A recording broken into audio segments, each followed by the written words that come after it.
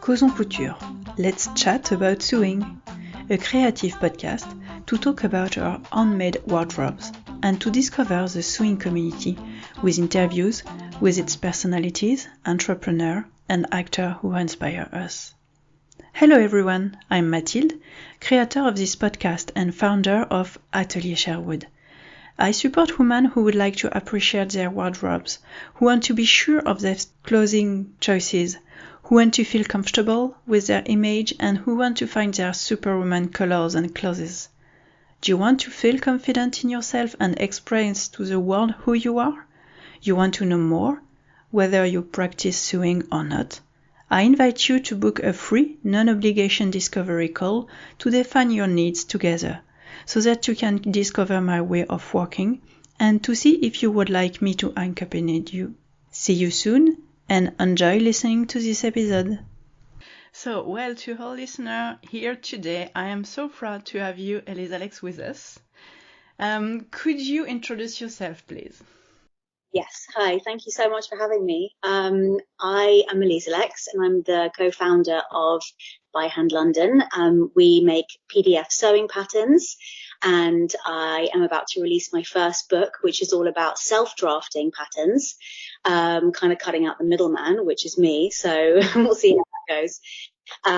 But yeah, no, it's kind of become more and more my passion to teach people not only how to fit patterns to fit their body, because obviously sewing patterns only come in a standard set of sizes. So fitting is such a huge part of the journey, and it's been such a passion of mine over the last, 5-6 years to teach people how to fit the patterns, how to make them, how to alter them and fit their bodies beautifully in a way that shop bought clothes never could.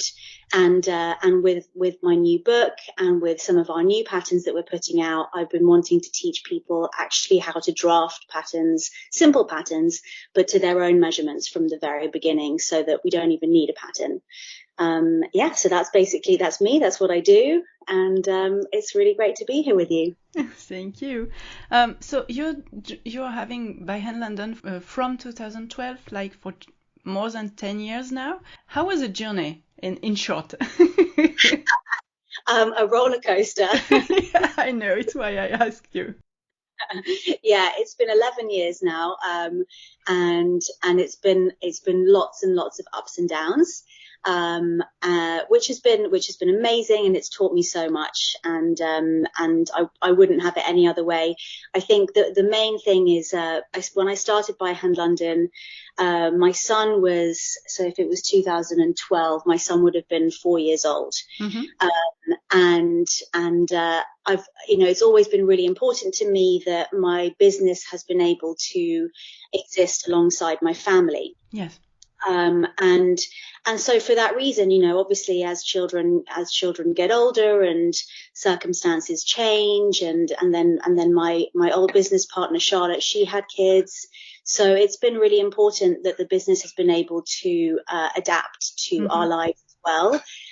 So there's been times where we've been able to grow, and we've kind of gotten a studio, hired more people, and things have really accelerated, and been kind of amazing and wild and stressful, and like, yeah, we're really doing this, and it's kind of full time and really busy, and new things, and new elements to the business. And at one point we did an amazing Kickstarter campaign, and we bought a fabric printer, so we were going to start printing on textiles, which we did for about a year. And then things sometimes don't work out, life circumstances change, and you have to adapt, and you have to you have to readdress how the business is working for you, and for for everyone who works for the business, and for your family. And so I think that's, if I were to look back over the last 10 years, that's been the main kind of theme that's characterized my experience of running a small business. It's been about adapting to change, and always being open to change and to reassess things, and and not staying kind of too rigid in how things should be, or how I think things should be, or, you know, what my idea of growth is. And right now we're in a really nice period of slowness, actually. So it's not growth at the moment, which started off at the beginning of this year as quite scary, because we had been in an amazing period of growth throughout the pandemic, which a lot of small businesses experienced. But then I think at the beginning of 2022, all of that growth and, you know, interest in crafts and DIY and sewing and stuff just kind of fell off a cliff as people went back to their normal lives.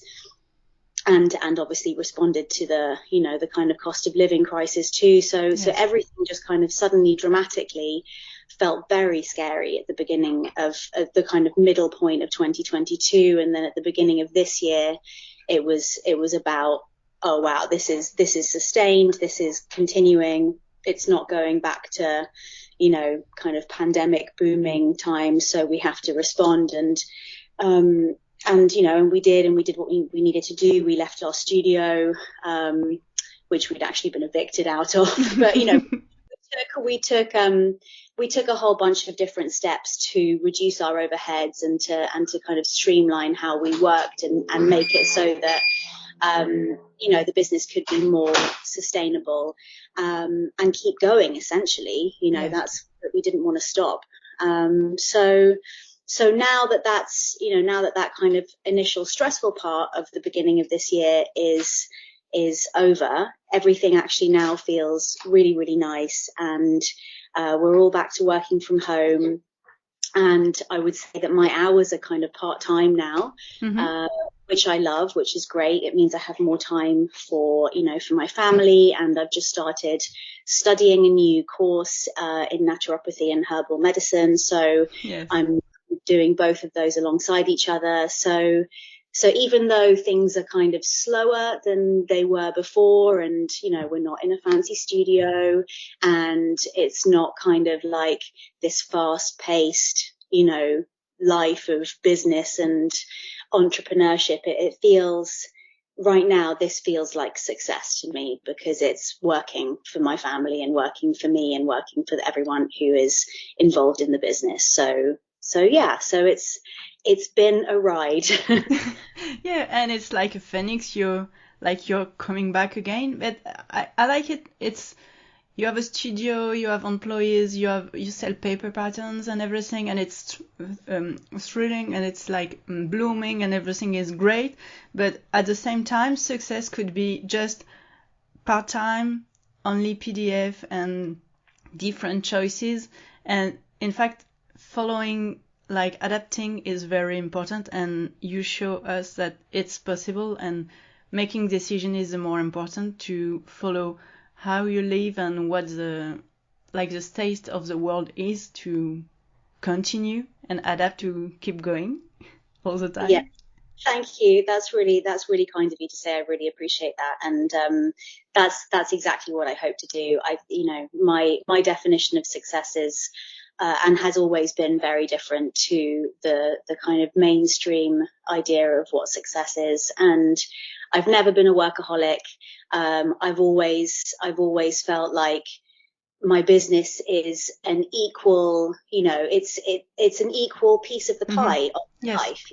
My family, my friends, my personal space, my relationships, my business, my free time, learning more about other things in the world. Like they all feel to me like equally important elements of how I want to live my life. And so this feels good.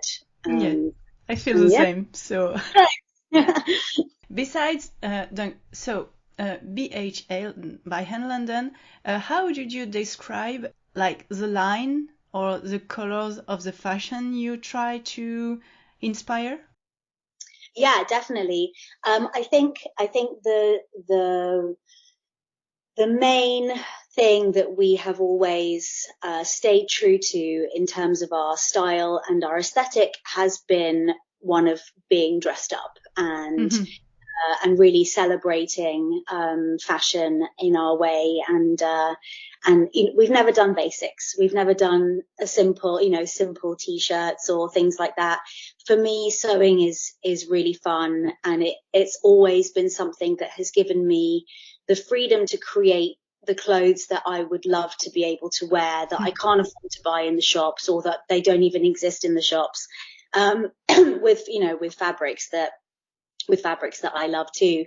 So obviously over the last 10 years, the actual style has definitely changed and evolved as my style has changed and evolved. It started off definitely with a nod to kind of classic vintage styles. We did a lot of, I think we became very well known for our tight fitted bodices with full skirts, very feminine. I think we've been very feminine throughout. I would definitely say that my style is very feminine. And now it's definitely evolved into more floaty, romantic, lots of gathers, lots of layers. But always definitely with the focus on really having fun sewing, making special pieces, party dresses, things that maybe you don't wear every single day, but that you will treasure forever and you'll bring out on that special occasion, and that they're going to make you feel so fabulous. And that's the main thing. I sew to make myself feel as fabulous as I feel inside. So I hope that that's what our patterns can do for other people. And you look fabulous all the time. And I like when you share that all these amazing dresses you make for you, and when you have the chance to go to some fashion show or fashion places like this. How did you start sewing and liking fashion like this? Well, I grew up around fashion. My mum was a fashion designer when I was a teenager. She was basically one of the kind of pioneers of ethical and sustainable fashion in the UK in the 90s. And she had her studio at home. So I got to see all of that process. I got to see her designing, her making samples with her assistants, kind of checking the patterns, tweaking them. She would basically go to factories, manufacturing factories, and literally kind of sweep up their leftovers off the factory floor and like rummage in their bins, and she'd get all of their leftovers, and all of the kind of dead stock fabric that was going to get thrown away basically. And she would then use those fabrics, a lot of which were kind of incredibly special, like Alaya fabrics and Versace fabrics and all these kind of designer leftovers, and she'd use those in her collection. So her process was very creative, and I got to see all of that, and I got to work with her at London Fashion Week lots of times. So it was always something that I grew up around and felt really inspired by. And so when I left school, I decided that I was going to become a shoe designer. And so that's what I did. So I studied and I trained at London College of Fashion in shoe making, which I loved. And I was very, very maybe not ambitious, probably impatient is a better word. And when I left college, I was like, that's it. I'm not gonna go and do an internship for another designer. I'm not going to go and work for somebody else. I'm going to start my own label right now, this minute. So I did that with very, very little experience. And it was great fun. It was really cool. I did it for about 4 years, and I had some success and showed my pieces at Fashion Week, maybe 3, did I do 3 London Fashion Week shows or 4 Fashion Week shows? Did a runway show and won a kind of mentorship scheme as part of London Fashion Week. And it was really fun, and I loved the whole making shoes. I still love shoes so much.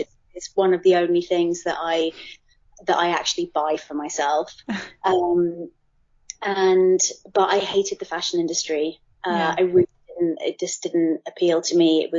It felt very fake. It felt very like, you know, the people that knew the right people were the people that were getting successful, which I just thought was a bit gross. And then for that reason, I didn't want to kind of try and do that. I didn't want to like go to the parties and meet the people and get in there with the right people and Play the game.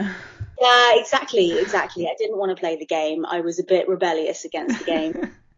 And at the same time I had my son. So I was, you know, I was at home. I was a home mum kind of thing. Yeah. Just, you know, trying to run my business and making Play-Doh on weekends and going to the park and I loved that. And it was all, you know, so the fashion thing didn't work out. And I decided, you know, that it wasn't for me. And then I kind of gave myself about 6 months, you know, to kind of not freak out and figure out what it was that I was going to do next. I played with the idea of becoming a school teacher. And then I kind of realized that I was more and more, I was just, you know, I loved sewing already. I'd learned how to sew. I'd kind of taught myself very basically how to sew on my mum's sewing machine. I was a teenager and I'd go into her studio and, you know, use up her fabric scraps to make myself little pleated skirts or circle skirts and bits and pieces like that I would drape on her mannequins. And obviously I then learned how to sew better when I was at college and I always loved to crochet. My mum taught me to crochet when I was 7. And then when my son was born, I taught myself how to knit with YouTube. So that was kind of becoming very clear that in my free time, I just wanted to make stuff and I just loved making stuff. And that was also a huge part of why I felt unsatisfied being a shoe designer, because I didn't actually get to make any of the shoes. You know, they were all getting made in a factory. And that was the part that I had loved in college, was the actual making of the shoes, getting my hands involved, working with the leather and, you know, hammering down the heels and all that kind of stuff. Love it. So that's kind of, it's always been sewing and making and using my hands has always been something that I've done and I've always loved, and it's always been a huge comfort and a huge satisfaction in my life. And you talked about your mother, and she's a co-founder of the fashion revolution movement. How does her influence or her work influence your way of seeing fashion, and how do you put this in your company, your business? Yeah, that's a great question. I think when you grow up with somebody like that as your mother, and obviously I saw her whole journey, because when she started out designing and running running her label, which came before Fashion Revolution, I would have been, you know, like 12 or 13 or something. So I feel like I've witnessed her journey, and it's obviously such a deep journey, and it's one that is so important to the world, you know, and what she's done and what she continues to do is so valuable and so important, considering the fact that the fashion industry is one of the biggest problems in among all the problems that we have in the world right now. It's so I've it's been all drummed into me, all the information, all the statistics, the kind of harsh realities of you know, sweatshop conditions, the realities of, you know, of people's lives that work in sweatshops, how little they're paid, how badly they're treated, the chemicals that are used in, you know, in textile production, how that affects not only the workers, but then the environment, the amount of waste. I mean, it's just, there are so many elements to it that are all so equally on their own horrendous and terrifying. And then you put them all together and you're just like, oh my God, how did we get here? Like, who ever thought that any of this was an acceptable idea. Yeah. So yeah, so it's kind of my life, my whole life of, you know, of my own being aware and being into fashion and stuff, that it's always been coloured by my mum's work. And so yeah, which is amazing, which is so amazing. I mean, it's just something that I've never, I've always questioned. Then, you know, I've always gone into like H&M and thought like, this is, you know, I've, you know, you can see the deeper reality behind a top that costs £4.99, and it's disgusting, you know. So so yeah, I've always shopped secondhand. I've always loved charity shops, loved eBay. You know, we, as you know, all the women in our family, we all do like clothing swaps with each other whenever we go through our wardrobes. We always share it with each other and keep things kind of moving in like a circular way before we get rid of anything. And I think it's also been a huge part of why I've wanted to learn how to sew as well. You know, when you know what goes into making clothes from scratch, you know, the time, the effort, all of it, there's no way that you can justify paying, you know, the crazy cheap prices that these high street brands charge, you know. And I understand that there's a place for that kind of thing, especially in a world that's increasingly expensive and increasingly unjust in terms of, you know, how much people get paid and the disparity of wealth and stuff. So I really do understand that there is a value in there being the option of cheaper fashion available, but the cost and the reality behind it is not okay, you know. And I should think we should ask ourselves, do we need all of these clothes? Exactly. And that's the deeper problem, isn't it? Is that we live in a society that tells us we need to be rethinking our look every 6 months, you know. You're nice by the 6 months. Yeah, exactly. So there is, you know, it's, I mean, God, don't even get me started. The problems of what society puts on the expectations that society puts onto individuals, you know, from fashion to food to like everything, to just, you know, to beauty, to work ethic. It's just, all of it makes me really, really angry, actually. I understand. So, you know, so sewing has always felt like a mini rebellion, you know, just like I see the person that lives in the city that grows vegetables on their windowsill, you know, that's a rebellion as well, and a beautiful rebellion. So making your own clothes, mending your own clothes, keeping your own clothes, wearing the same thing for years and years and years and years on end, like that's how I've grown up.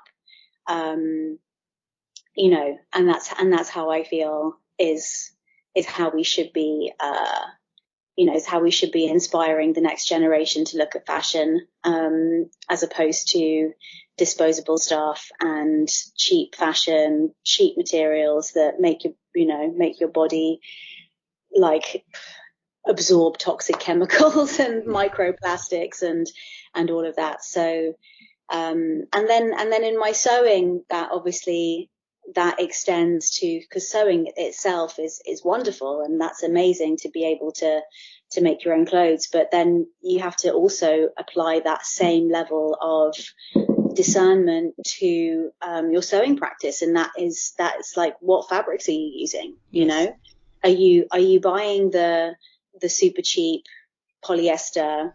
You know, because it's the same thing. It's exactly the same thing. That's like the way that's been manufactured is exactly the same as fast fashion. You know, it's been manufactured by people that aren't getting paid enough and not getting treated well enough, that are having to handle toxic chemicals every single day that's damaging their health permanently, that's then being flushed out into the water systems, that's damaging their local area and their local environment and water systems. wildlife, permanently as well. So it's exactly the same. Yes. It's obviously, it's one step better, but you still have to then, it's important to me to apply those same values to where I source my fabric, how I deal with my waste, and obviously sewing can cause a lot of waste. You make stuff, it doesn't work out, there's a lot of scraps that we produce. So do you think about zero waste fashion? Zero waste fashion in terms of like zero waste pattern cutting? Yes. Yeah, I think that's amazing. I've never, I'm not I haven't really done it properly myself. But I think it's an incredible concept. I'm trying to remember the name of a designer that was kind of not pioneering, maybe not, but was definitely the first designer that I had heard of that was doing this concept, in his collections. If I remember the name of the designer, I'll text you and let you know. Yeah. But this was like maybe 15 or 20 years ago. And the collections were so creative, because when you set yourself, I think with anything, if you set yourself a strict parameter of like, okay, this is how I'm going to address my collection or my dressmaking or whatever it is, these are the things that I don't want to create any waste. I don't want to, whatever it is that's important to you, but by creating those rules for yourself, you then have to get so much more creative within those boundaries. Completely. I like having a frame, like it could be restrictive for some, but I think it's give you so much creativity to be able to make what you want in this frame and see it as a push you to be more creative and not like following main things without contraint, obstacle. Yeah, exactly. I totally agree with you. I think the most innovative and creative things come out of restrictions, come out of challenges. So so I think the zero waste is amazing. That's really cool. And obviously there's Brigitte Helmerson that's doing her amazing zero waste patterns and her book, which I really want to get. I think there's so much. And obviously nowadays with lots of the styles and the fashion being lovely, comfortable, loose shapes, it definitely helps, to kind of promote a zero waste approach, in terms of the shapes that you can use and stuff. But yeah, I think it's brilliant. And I think we see all this in your, for example, for the blog of By Hand London, you talk about crochet, mending, and nice fitted dresses at the same time.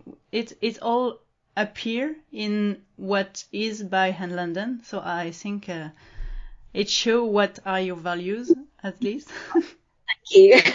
That's great. Sometimes I worry that it doesn't, I sometimes worry that I'm contributing to the problem of, because when you're putting out new patterns and trying to sell more patterns and stuff, I worry that it's also, that you're kind of trying to for the will and Exactly. And you're trying to get people to make more and constantly sew more. And, I don't really, it's a difficult one. Obviously you want the business to be successful and to keep going, I really think it's the thinking of all the business owner to sell something and saying, okay, I want to be mindful for the environment and the economy where we are, and again the consumption way of living, but it's tricky to find the right balance.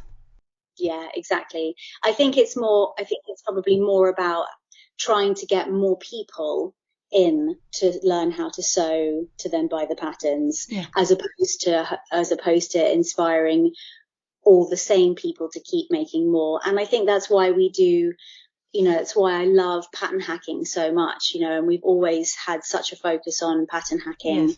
on our blog and, you know, in our kind of ethos, because, you know, a sewing pattern is just the beginning. You know, it's like from one pattern, you can make an entire wardrobe. And and I think that's such an important concept to really understand, because I think a lot of people, I think, you know, maybe not a lot of people, well, I'm not going to speak for other people, but I think it's easy to see a design and, you know, you can see the lines, the line drawing, you can see how the designers have made it, how other people have made it. And, you know, it's quite tempting to just make it and as it is, and then leave it at that. And like, okay, that was a nice dress. I enjoyed sewing that. Maybe I'll make another one in a different color, but that's kind of it. But actually that pattern, you know, if you look at it beyond the seams, beyond the line drawing, you can start seeing like, oh, okay, so if I actually put like a different sleeve on that, and if I cut it off at the waist and change the neckline, that would be a shirt, not a dress. You know, or, you know, if you have a top pattern, you can add skirts to it. You can do, there's just so much that you can do, you know, that you can just take one pattern, and that one pattern in itself can become so many completely different garments, which I think is wonderful, because then it also just, it extends the life of one pattern. It increases the personal value of one pattern, you know, and again, it forces your, you know, it kind of inspires your creativity to see beyond it and be more imaginative and give it your own injection of your own style. And is it why you started all the draft it yourself line of your patterns? Yeah, pretty much. I mean, I think the draft it yourself stuff is a combination of that, of basically wanting to teach people how straightforward it is to make something your own and to tweak different elements of it, because obviously during the draft it yourself process, because you have complete control over what you're drafting, you can change it at any point. You can decide, oh, I want the sleeve to be longer or shorter or fuller or slimmer, or I'm going to make the neckline different, or, you know, there's however you want to tweak it as you're going along the drafting process. But also because it cuts out so much of the pattern fit alteration. You know, if you're drafting something using your own measurements from the very beginning, there may be a couple of little tweaks that you need to do after you've sewn your first sample, you know, just to kind of get the fabric to sit how you want it to sit, and maybe some design tweaks that you want to do. But you're starting with something that has been drafted to your own measurements, as opposed to something that has been drafted to some standard. Yeah, exactly. Which, like, you know, obviously it has to be patterns, and mainstream fashion has to be done that way, because otherwise you'd be, you know, the alternative is going to a tailor and having your clothes made bespoke, which obviously lots of people used to do back in the day, before fast fashion, but nobody, you know, I mean, who can afford to do that? Like, that's, you know, I actually went to one of my favorite fabric shops yesterday. It's a very, very fancy fabric shop called Jewell & Son in London. And I went with a good girlfriend of mine because she's getting married, and I was helping her pick out fabric for her wedding dress. And they have the most incredible fabrics there, like all the beautiful designer fabrics. And what I love about going there is that you see lots of women, very, very wealthy women, who go there, who obviously don't sew themselves, but they go there, you know, maybe a couple of times a year, and they pick out all their favorite fabrics, and then they take them to their dressmaker and have their clothes. And I'm just like, wow, that's amazing. So cool. But, you know, so obviously fast fashion and commercial sewing patterns have to be made to an industry standard. They can't be made, you know, they can't be made to fit everybody. It's just impossible. Even if you make a sewing pattern with multiple, you know, with multiple sizes, with multiple cut options, you know, you still can't address everybody's shoulders, or everybody's, you know, the length of everybody's torsos, or everybody's arm position or shape, or it's just impossible. So the reality is that if you're sewing with commercial sewing patterns, which we all do, most people, 9 out of 10 at least, have to make alterations. Yes. Which I personally don't mind. I really enjoy it. It's part of the process for me, and it's something that I've, accepted over the years and come to enjoy the more I've done it. And I think, a lot of people feel the same way. I think some people really hate it and really resent having to make alterations and feel like it takes away from the fun part of the process, which is the sewing. So with the Draft It Yourself, you get to learn some, pretty important pattern cutting skills in a really simple way, hopefully, trying to make it as simple as possible, because I have all the industry pattern cutting, metric pattern cutting books. And I used to look at them when I was starting out sewing and just this is so confusing. And even, I don't know, I just didn't find them particularly useful. I found them really, really daunting, really overwhelming, and really off-putting.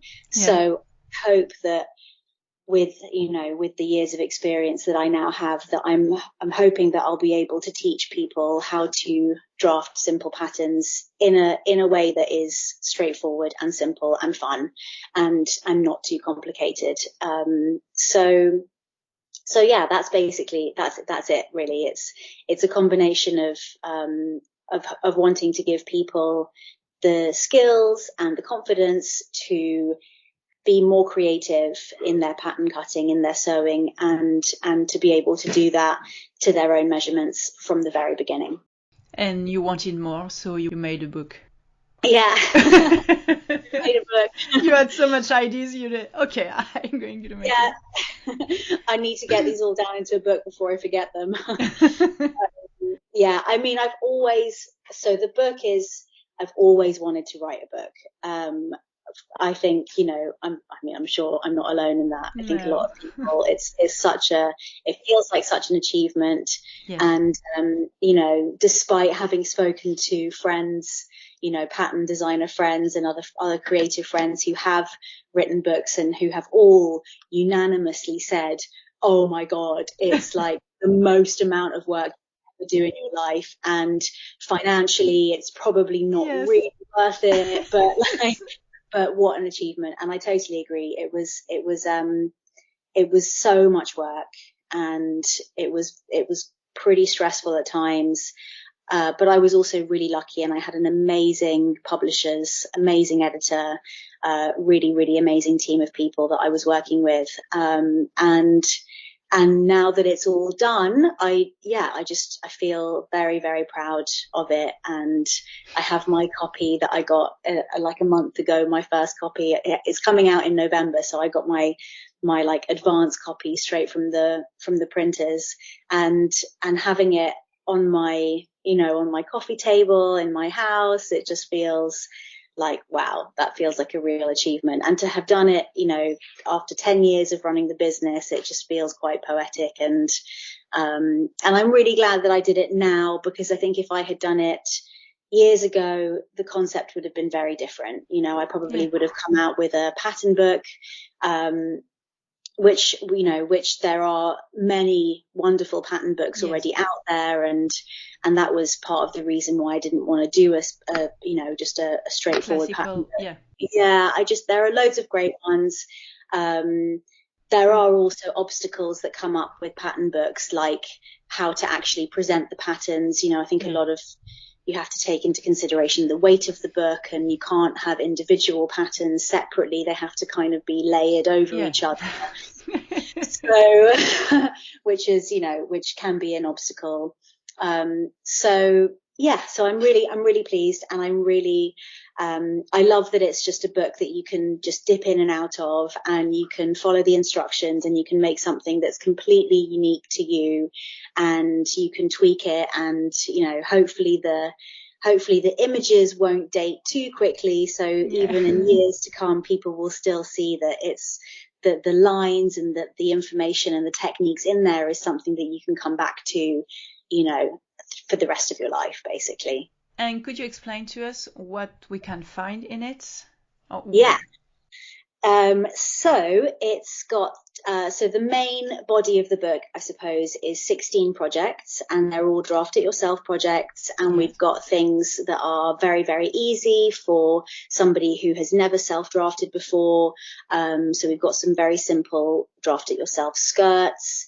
Then some of the projects get a little bit more advanced, a bit, the idea is that you could kind of go through the book, and learn as you go. So there's stuff there that's great for beginners, and there's also projects in there that are also great for people that already have experience self-drafting. So yeah, hopefully something for everyone. The aesthetic is obviously, very much in keeping with the By Hand London aesthetic. So there's some great dresses. There's, some really cute tops in there. There's a really dramatic pair of wrap trousers, and I've been very lucky to have had amazing fabric sponsors who have given us beautiful fabrics to go in there. So it looks really beautiful. And then there's a big part at the beginning of the book as well, with a lot of essential information, about the kinds of things that you need to get started. There's a section on fitting, and with some of the kind of most common fit issues that come up that can be applied to the projects in the book, but could also be applied to sewing patterns as well. What else is there? I don't actually have it to hand, but there's a pattern hacking section. There's a section on how to take a pattern from an existing garment that you want to copy. So I've tried. Oh, thanks. My husband has literally just brought over my book. So I now have it in my hand. Thanks, love.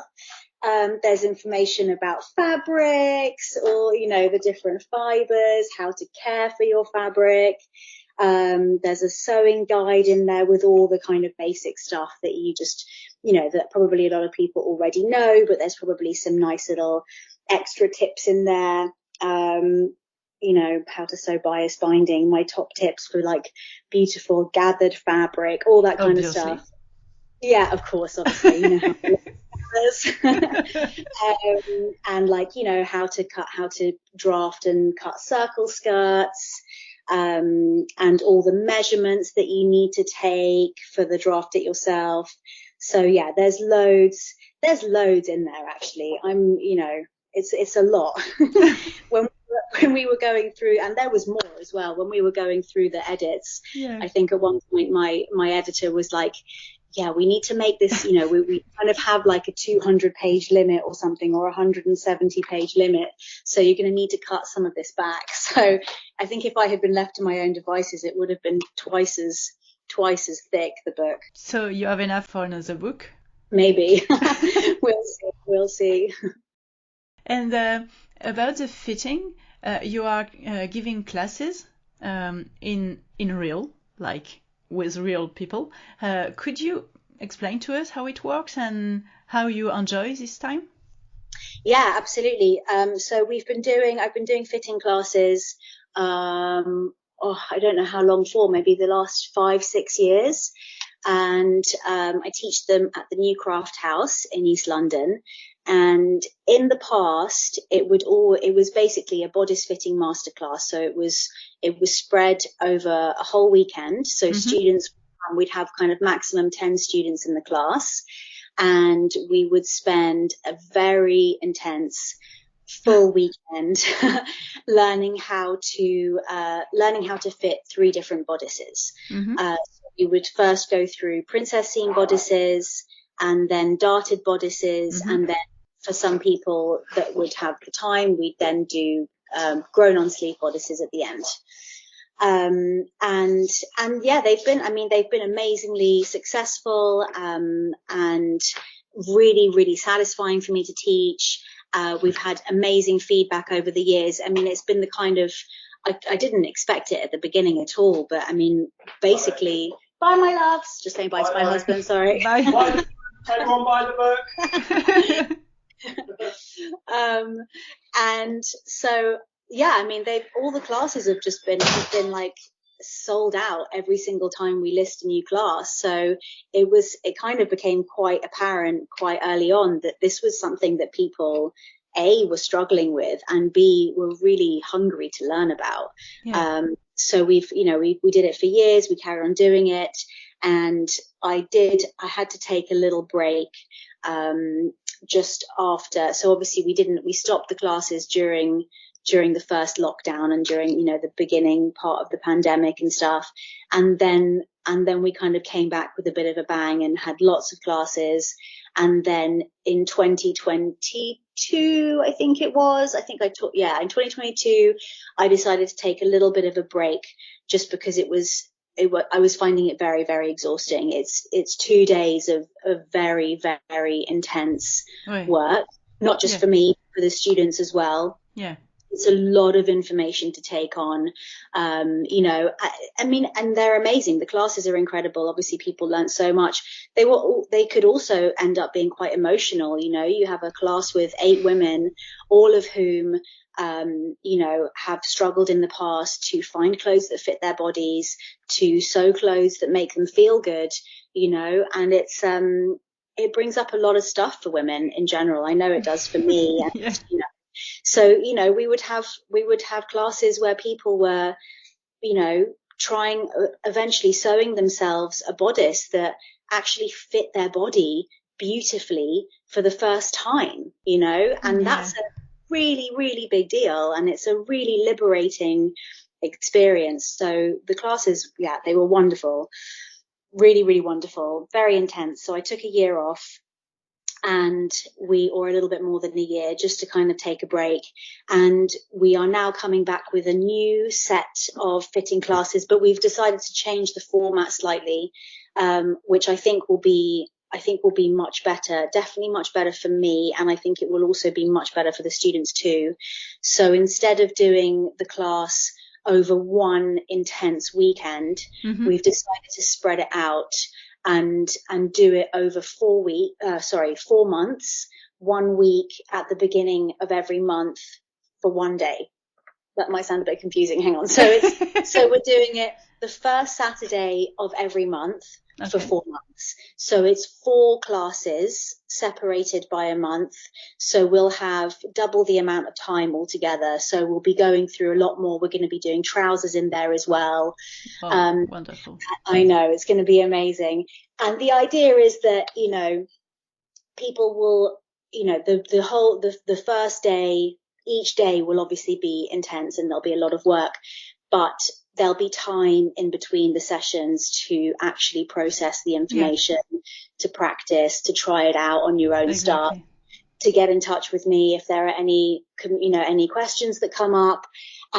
So I'm really, I think this new format's going to work much better. And obviously the more classes that we'll have, the more I'll be able to go into real depth with people and not feel like we're having, because it sometimes felt like with the other classes in the weekends, it sometimes felt like we had this fixed amount of time, and I was trying to get as much information in as possible and teach people and wait, let me just show you one more tutorial so that you leave with this, and obviously and I want to show people hacks as well. I want to show people how to take a basic sleeve and turn it into 5 different types of sleeves. So we'll have time to do that kind of stuff as well, which will be super fun. So we can throw in some creative pattern alteration as well as all the fitting stuff too. So I'm really excited. The first class is the first Saturday of November. Yeah. And then there'll be November, the first Saturday in December, first Saturday in January, first Saturday in February. And then at the end of February, I will go on maternity leave. So this first course will be a really great way to test this new format and see how it goes. And then come back with more at some point. Yeah, we hope. More difficult for us French people to come to see you just for the weekend. We'll need to adapt. I know. Well, yeah, maybe. I mean, that's been one of the really amazing thing about the classes is that we've had people from all over the world come, which is kind of wonderful. But yeah, maybe if it's just one Saturday a month, then that makes it easier for people to pop over, in that way. Yeah. Yeah, we'll see. And you make this in-person classes, and you had made some webinar you are selling on the website of By Hand London, and it's like touching the same things, but you taught it by video. That's it? That's right. Yeah, we started doing those towards the end of the pandemic. Obviously, when we weren't doing any in-person classes, and they were really amazing. Actually, they proved to be really popular. And I've had a lot of people tell me how useful they've been. Obviously, the great thing about a webinar is that you can watch it again and again. Yeah. You know. You can, like, if you forget something, you can just come back to it and watch it again. Whereas the class, you know, you have to take lots of notes and you know, and you have to remember it all. So I think they complement each other, you know, and the webinars are also wonderful for people who can't get to London to do the class, or can't, you know, the classes are expensive. They're not cheap. So, you know, you can spend £5 and just get the webinar instead. Yes. And you'll learn loads. There's lots in there.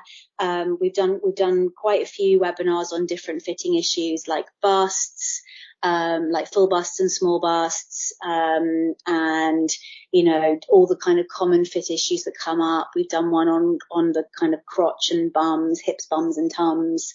We've done lots. So there's a lot of information in there as well. And obviously the only thing that we can't do on the webinars is that I can't actually get, you know, specific to each individual, and each individual will have a very different combination of alterations that happen.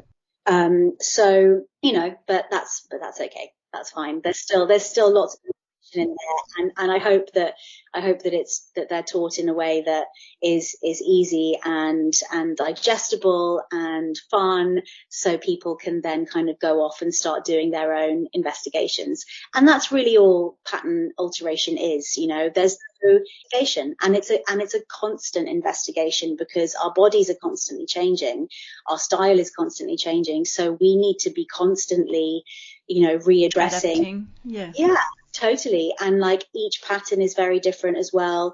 So you might need some like 3 different pattern alterations on one pattern, but they might not be the same as what you'll need for a different pattern. So it's not just I learned how to do a full bust adjustment and a forward shoulder alteration and a sway back, and now I'm sorted. You know, it's a constant thing. So yeah, I think that kind of curious, open-minded approach to pattern alteration is always the way forward. Yes. I wanted to talk about you, just a bit about your, like what you did last year or 2 years ago on Domestika. You threw a class about dress, and it's funny because when I watched it yesterday preparing the interview, I was like, okay, it's like the foundation of draft it yourself pattern and your book. Could you tell us about it? I know, it's true. It's amazing, isn't it? When you look back, you start seeing all these little pieces. Yeah, exactly. Are actually stepping stones to something bigger. So yeah, the Domestika project was really fun. That was really, really fun to do. So that also felt like an evolution of the sheared dress tutorial that we did during lockdown, which I filmed, you know, on our stories, and I just saved it as a highlight, and it's still there. So it's just basically me sewing myself a sheared dress and showing people how to do it. And it was so popular. So many people have made it. Obviously it was a very popular style at the time as well. Shearing is wonderful because it's just so comfortable to wear, and it's fine to do, and it's actually quite easy when you get the settings on your machine right, and it's very, very effective. It looks very cool. No adjustment almost. Yeah. So the Domestika dress was basically the evolution of that dress. So we made it a little bit more, you know, we made it a little bit more complex, a little bit more involved, and there was the self-draft element of it. So, because, you know, with a platform like Domestika, we didn't want to have to also create a pattern that you would get with the course, because then it would just feel like, oh, you're just buying a pattern, and like, sew along, basically. So I really wanted to kind of use that opportunity to give people a bit extra. And the draft it yourself was already something that I was very interested in and enjoying myself a lot. So that I guess was our first proper exploration into, providing a draft it yourself tutorial, that was obviously more elevated than just a tutorial on the blog, Yeah. But yeah, it was really, really fun, and I'm really proud of the result, and it was a great experience, and it's obviously led to lots more stuff, which has been really cool. And what's next for By Hand London? I don't know.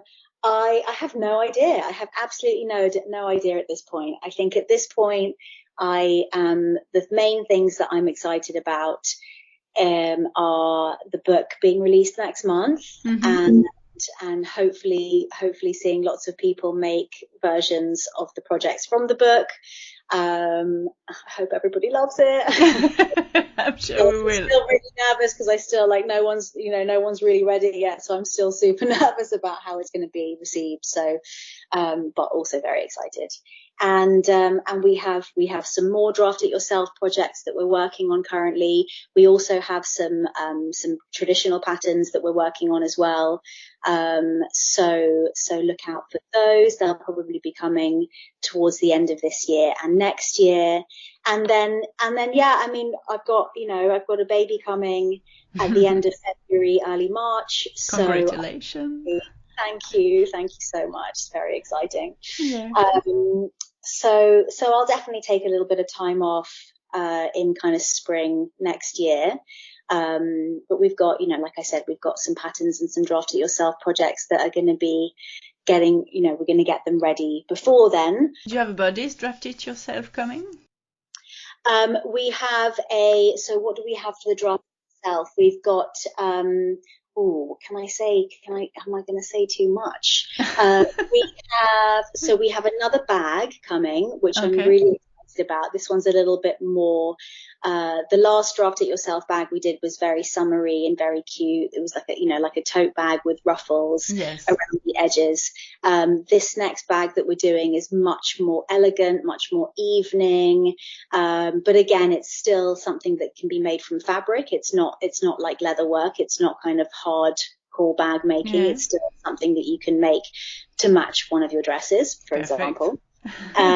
So I'm very excited about that. And then we have a couple of draft it yourself ebooks that we're working on. So they're going to be a bit more, there's going to be more to them than just one design. So they'll have a theme, and within that there'll be almost like a mini collection that kind of revolves around that theme, all draft it yourself. So that's really exciting. But beyond next year, I haven't really, I think I'm still just enjoying where we are at right now. And I'm not trying to kind of, I have no idea what's going to happen financially over the next year or so, in the world, to the business. Right now things are stable, but they're not kind of amazingly lucrative or anything right now. So right now we're just existing right now, basically. So I'm not trying to kind of think up any kind of crazy ambitious plans for the future just yet, because it feels a bit lofty to do that at the moment. I think right now the main thing is just stay stable, keep going, in a way that's sustainable, and and kind of works so that we can keep going. Yeah, and we wish you that. Thank you. Would you take this time to share something more with the listener or French people? Or do you have feedback from French people, or do you have mostly feedback from English word speaking people? I would say, I mean, definitely mostly English speaking people. But I would say that we definitely have, an amazing, customer base in France, in the rest of Europe, in the rest of the world as well. I mean, it always blows my mind, when we see people's makes, and see where they're based and see that they're all over the world, and just to get such lovely feedback from people, obviously when people, so every now and then will write us an email and say something nice, and it's like, wow, thank you. Makes my day. But even seeing people's makes on Instagram is just the most wonderful thing, regardless of where they are in the world. Yes. It's just amazing. So yeah, it's hard to tell. It's hard to tell really where the kind of most densely concentrated customers are, I suppose. But they're all equally valued, and I'm grateful for everyone. And I'm sure about it. And I hope for you that this draft by yourself and your book would reach more people and make the people like a little touchy about drawing your dress and everything, could improve that and be more strong and not afraid of going into. Yeah, I hope so. My English is so bad. No, I totally understand. I know, but I'm like lost. Sorry. No, please don't apologize. I would, obviously the dream is for the book to then start getting translated into different languages. That would be really, really amazing. So it would be amazing. Fingers crossed. Yeah, I would really hope for that. Obviously we're very lucky though. We've got things like Google Translate, which I discovered on my honeymoon in Japan, which you could hold your phone up to anything and with the camera on Google Translate, and it just translates it for you right there and then. So I was able to kind of translate Japanese menus into English, which was just incredible. I mean, so I think even if it doesn't get translated into lots of languages, which I hope it really does, people can still use Google Translate. Yes, I'm sure. But yeah, of course. I mean, my absolute dream is for more and more people to learn how to self-draft, to realize how fun and liberating it is, and just, I think it's, with everything, whether, I mean, I'm not saying that we're ever gonna stop doing commercial sewing patterns, regular sewing patterns, and I'm not suggesting that they're not good in any way. Obviously I love sewing patterns still, but I think it's more about just being aware that there are so many options when you sew, when you have the skills and the drive and the inspiration to make your own clothes, there are so many ways that you can do that. You can work with a pattern, you can learn how to draft it yourself, you can customize, and rework secondhand stuff, you mend your own things, embellish your own things. There really is like no limits to what you can do. And I think the more people inspiring people, the better, basically. So, and I think it's like coming back on circle at what we did before fast fashion or commercial fashion, and going back to everybody sewing themselves clothes before the industry, but coming back at it with some new point of view. And I like that. Yeah, me too. I think, it's always going to be relevant, and the styles will change and the technology will change, but, people will always need to wear clothes and to repair their clothes and make new clothes, and and having the skills to do that for yourself, as opposed to having to rely on what you can afford to buy in the shops, is amazing. Exactly. It's liberation. So could you tell us where we can find you on internet? Yes, So on our website is www.byhandlondon.com. Yes. And on Instagram, which is where we're most active, is at byhandlondon. I have my personal Instagram account, which is just at ELisalex. And that's basically it. We have a newsletter. You can subscribe to our newsletter from our website. I don't write it that often. I try and do it maybe once or twice a month. So if you want to keep up that way, I want to try and put more effort actually into the newsletter. I love the newsletter. And I think it's nice. And especially like sometimes I worry what would happen if Instagram suddenly just like disappeared overnight. So I think a newsletter, good old fashioned newsletter. Yeah. It's good. And could you give us back the name of your book and the editor and when we can pre-order from UK or US, and if we are like eager to try it in English from France? Yes. Absolutely. So the book is called Made to Measure, and it's published by Quarto Books in the US. It's going to be available, I think, worldwide on November the 7th. Mm-hmm. It's available for pre-order already. So you can look on Amazon, you can look on Waterstones, you can just Google it and find there's quite a few independent bookstores have pre-order options for it. So I think the best thing to do is, if you want to pre-order, is just Google Made to Measure by ELisalex Jewell and you'll find it. Perfect. Thank you so much for your time and taking the time to speak about your business and your thinking of fashion. Enjoy your day. Thank you so much. It's been amazing to chat to you too. I've loved it. It's been really, really fun. And thank you so much. You're welcome. So, I am an image coach and I like working with seamstresses. Are you looking for an adventure from which you will emerge transformed with sisterhood and kindness?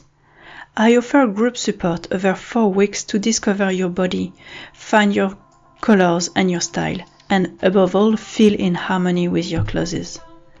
Want to know more? Book a free, non-obligation discovery call for me on my website.